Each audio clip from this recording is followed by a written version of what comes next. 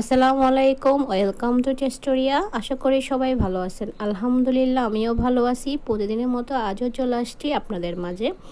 সবাই আমার সাথে থাকবেন, ভিডিওটা না টেনে শেষ পর্যন্ত দেখবেন। আজ করব সরিষা দিয়ে ইলিশের পাতলা ঝোল। মাছগুলোকে ধুয়ে কেটে রেখে দিয়েছি।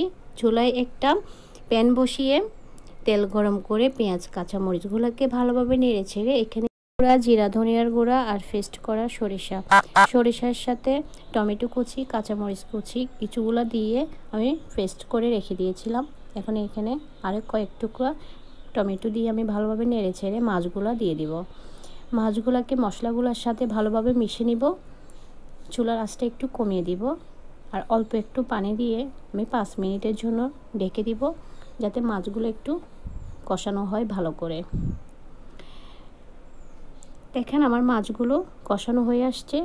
এখানে এখন পরিমাণ মতো পানি দিয়ে ধনিয়া পাতা দিয়ে দিব আর অপেক্ষা করব মাছগুলো হওয়ার জন্য। দেখেন আমার মাছগুলো হয়ে গেছে, কালারটা অনেক সুন্দর আসছে। আপনাদের ভালো লাগলে লাইক, কমেন্ট, শেয়ার করবেন আর আমার সাথে থাকার জন্য অসংখ্য ধন্যবাদ। আসসালামু আলাইকুম।